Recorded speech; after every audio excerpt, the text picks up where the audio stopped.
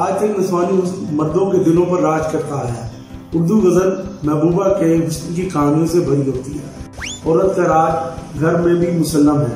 Home minister की इजाजत के बगैर कोई परिंदा घर में पर भी नहीं मार सकता। सियासत होके सिविल सर्विस, अब हर जगह लेडीज छाई हुई है।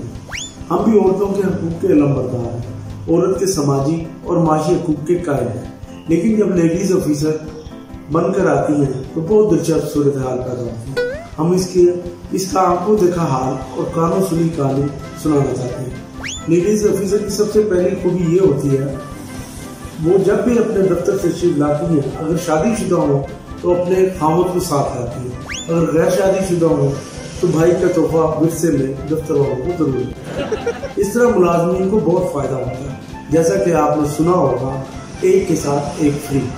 इस तरह दो अफसर एक वक्त में दफ्तर में पर काबूज हो जाते हैं। ऐसी सूरत हाल पैदा होती है कि मुलाजमीन को समझ नहीं आती कि असल अफसर कौन है। मिसल मशहूर है, दो मुल्लाओं में मुर्गी हराम। दूसरी खूबी जो लेडीज ऑफिसर में देखने में आती है वो ये है कि इनके दफ्तर ज्यादातर खाली रहते हैं। वो अपनी माँ या बहन से फोन पर अपने दुख बयान करने में वक्त गुजार देती है। किसी भी साहिल को दफ्तर में दाखिल होने की इजाजत नहीं होती।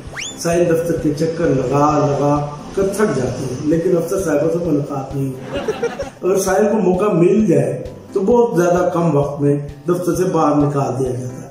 लेडीज ऑफिसर से मुलाकात करने का तरीका ये है, नजरें नीची होनी चाहिए और मौदमाना अंदाज में गुफ्तगू करना जरूरी है। एक बात आज तक समझ नहीं आई, जब नजर भर कर देखने की इजाजत नहीं तो इतना ज्यादा मेकअप थोपने की जरूरत क्या है।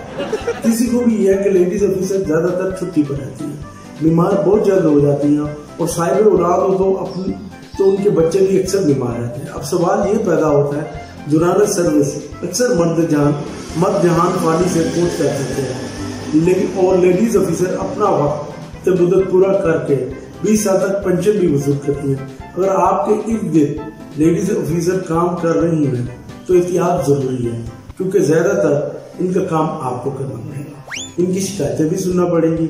अक्सर वो कहती नजर आएंगी, हम काम बहुत करती हैं।